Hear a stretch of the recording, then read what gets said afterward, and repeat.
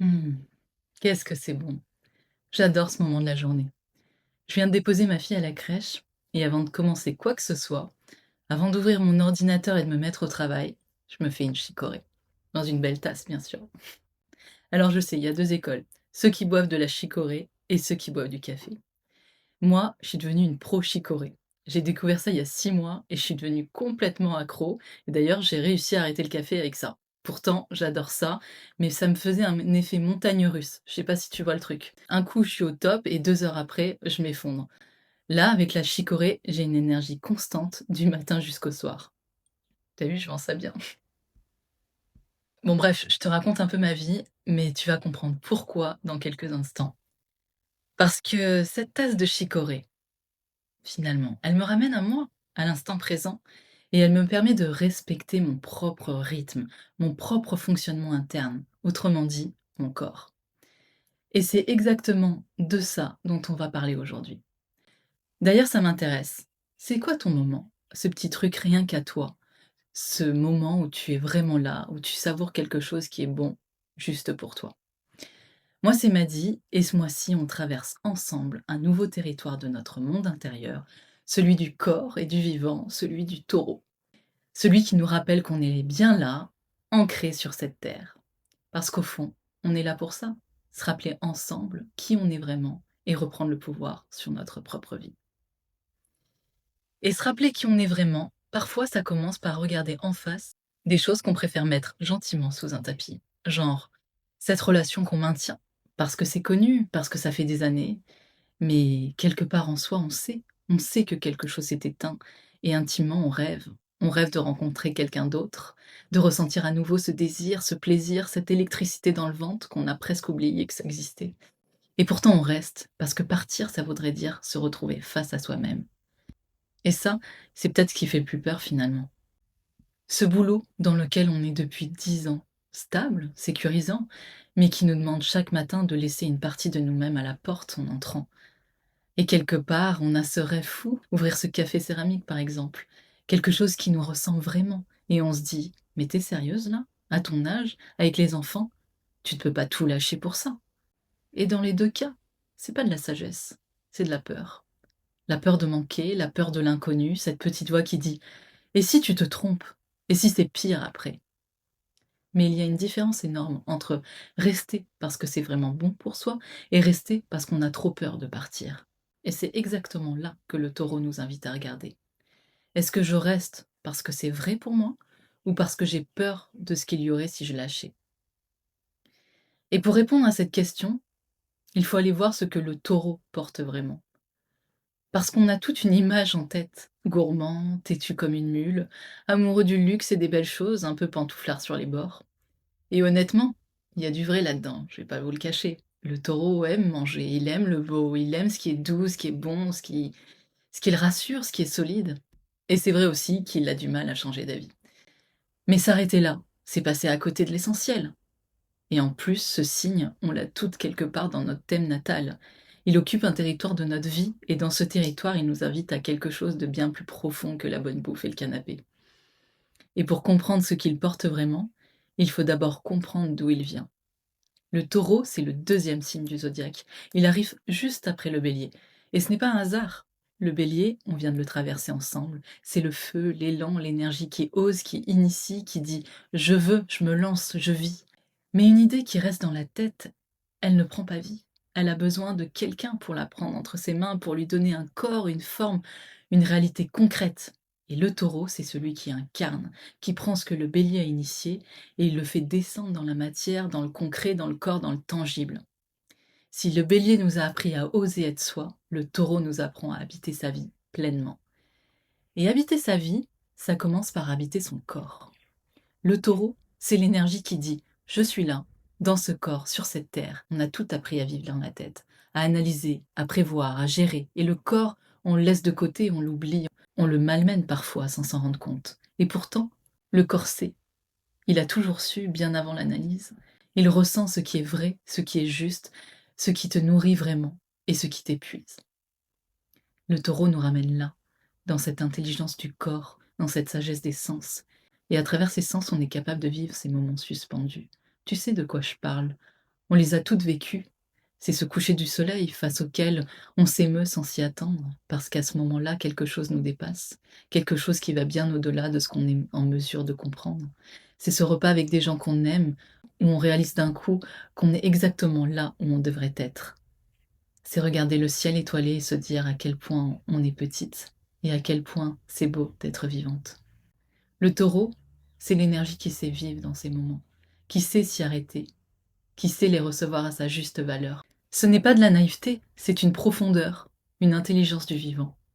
Et cette profondeur, comme je te le disais, elle passe par les sens. Le taureau découvre le monde par la peau, par les doigts, par les odeurs, par les saveurs. Parce que le corps ressent avant même que la tête ait compris quoi que ce soit. C'est l'énergie de la sensualité. Et attention, sensualité ne veut pas dire sexualité. La sensualité, c'est bien plus large que ça. C'est le plaisir d'être vivante dans un corps, se faire belle pour soi, sentir qu'on est bien dans ce qu'on porte, s'offrir ce vêtement qui nous fait quelque chose quand on le met, cuisiner un bon repas et l'offrir à ceux qu'on aime, prendre le temps de mettre la table avec soin et de manger ensemble, sans écran, se faire masser, prendre soin de son corps comme on prend soin de quelque chose de précieux. Parce qu'il l'est. C'est s'offrir un moment de beauté, un bouquet de fleurs, une bougie, quelque chose qui rend l'espace dans lequel on vit plus doux. C'est le plaisir simple et profond d'habiter son corps, de se nourrir de ce qui est beau et bon, sans culpabiliser. Et puis, je voulais te parler de la gorge. Parce que le taureau règne le cou et la gorge. Et quand on y pense, c'est logique. Parce qu'habiter sa vie passe aussi par la voix, par oser exprimer ce qui est vrai en soi, ce qu'on ressent vraiment, ce dont on a réellement besoin. On a toutes quelque chose qu'on ressent très fort à l'intérieur et qu'on ravale, parce que c'est pas le bon moment, parce qu'on va déranger, parce qu'on sait pas comment le dire. Et tout se loge là, dans ce nœud qu'on reconnaît bien. Le taureau nous invite à laisser cette voix exister, à lui faire de la place. Quand cette énergie est pleinement incarnée, on la reconnaît tout de suite. C'est la femme qui sait ce qui est bon pour elle, pour son corps, pour sa vie. Elle fait confiance à ses tripes, elle choisit depuis cet endroit et elle l'exprime à haute voix sans s'excuser. C'est la femme qui avance à son rythme, qui ne se laisse pas bousculer. Et quand elle a décidé quelque chose, crois-moi, c'est décidé. Elle construit et solidement, patiemment, durablement, parce qu'elle sait que les choses qui comptent vraiment prennent du temps à sortir de terre. Elle habite sa vie et ça se voit. Mais ce signe, comme tous les autres, a ses zones d'ombre. Parfois, il glisse vers le besoin de tout contrôler, de tout garder, que ce soit l'argent, les relations, les habitudes, comme si accumuler et retenir allait enfin donner cette sensation de solidité qu'on cherche.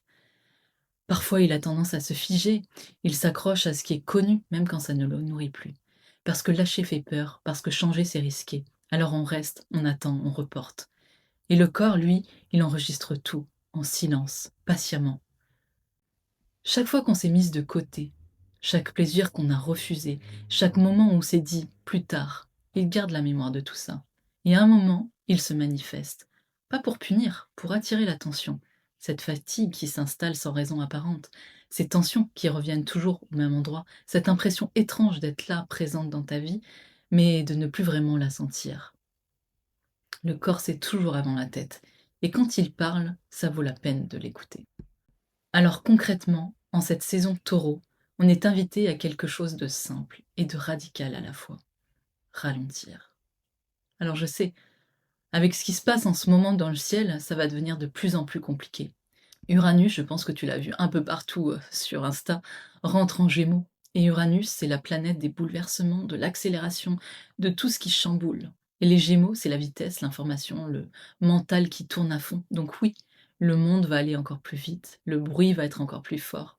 Et c'est peut-être exactement pour ça qu'on a besoin, plus que jamais, de cette énergie taureau. Alors, revenons dans notre corps, dans nos sens, dans ce qui est vivant et concret.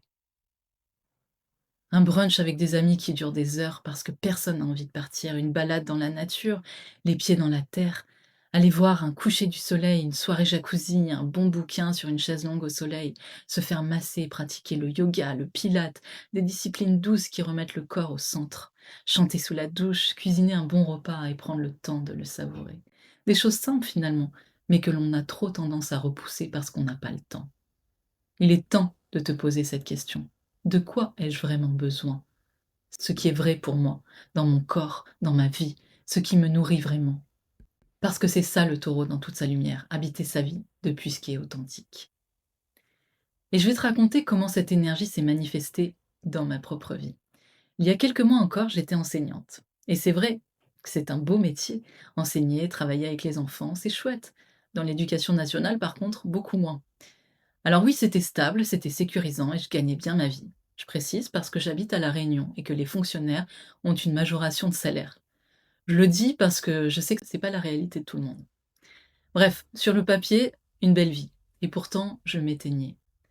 Alors, pas forcément au début, hein, mais au fil des ans, doucement, sans vraiment m'en rendre compte. Alors j'ai essayé le mi-temps, 2 jours par semaine, je me disais que c'était la solution, moins de charges, plus de temps pour moi. Et pourtant, je rentrais toujours aussi épuisée, vidée, alors que c'était que 2 jours de boulot. Au début, je ne comprenais pas pourquoi, et puis j'ai fini par comprendre. C'était pas la charge qui m'épuisait, c'était l'absence de sens. Je donnais mon énergie à quelque chose qui ne me nourrissait plus. Alors, j'ai fini par demander une rupture conventionnelle. Et là, ça a été toute une aventure, crois-moi, parce que l'éducation, on ne la quitte pas comme ça. J'ai eu plusieurs entretiens, et à 3 reprises, on m'a demandé si j'étais sûre de mon choix. Du genre, vous vous rendez compte de ce que vous allez perdre? Vous faites partie d'une grande famille. Vous avez une sécurité. Vous allez être radié de la fonction publique pendant 6 ans. J'avais vraiment l'impression d'avoir commis un meurtre. Mais ce discours-là, je le connais bien. C'est le discours de la peur de lâcher ce qui est connu, la peur de manquer, cette petite voix qui dit: «Et si ça marche pas? Et si tu regrettes? Et si tu avais besoin de cette sécurité-là finalement?» C'est le taureau dans son ombre, incarné par une institution entière pour le coup. Mais ma décision a été prise. Et je peux te dire que le jour où j'ai signé, je suis sortie du bureau, j'ai retrouvé ma voiture, j'étais euphorique. J'ai chanté sur le retour à tue-tête. Ça faisait longtemps que je m'étais pas sentie aussi vivante. Et cette sensation dans cette voiture, c'était de la pure nourriture, celle que mon corps et mon âme réclamaient depuis longtemps. Alors tout ce qu'on vient de partager, de traverser ensemble, c'est l'énergie du taureau dans sa globalité. Mais dans ton thème natal, cette énergie atterrit quelque part de précis. Elle occupe un territoire concret de ta vie. Et c'est là que ça devient personnel. Parce que ce signe taureau est posé dans une maison de ton thème. Et cette maison, c'est l'endroit où tu es appelé à habiter ta vie vraiment, à te nourrir, à construire quelque chose de solide et de durable. Je vais te donner un exemple. Si ton taureau est en maison 10, c'est dans ta vocation, dans ce que tu construis professionnellement, que cette énergie t'atteint. C'est là que tu bâtis quelque chose de solide, lentement, pierre par pierre, depuis ce qui est authentique pour toi et qui va tenir dans le temps. Et Vénus, la planète maîtresse du taureau, elle te dit comment tu habites naturellement ce territoire, à ta façon, dans ton rythme. Si ta Vénus est en Sagittaire, par exemple, tu vas nourrir ce territoire à travers le sens et la liberté. Ton travail doit te faire grandir, te transmettre quelque chose. Une femme avec cette combinaison, elle s'épanouit quand son métier a une mission, quand elle transmet, explore, contribue à quelque chose de bien plus grand qu'elle. Cette vidéo, finalement, t'a posé la question: est-ce que je choisis ma vie depuis ce qui me nourrit vraiment? Et c'est exactement ce qu'on explore ensemble ce mois-ci. Alors je t'attends à l'intérieur.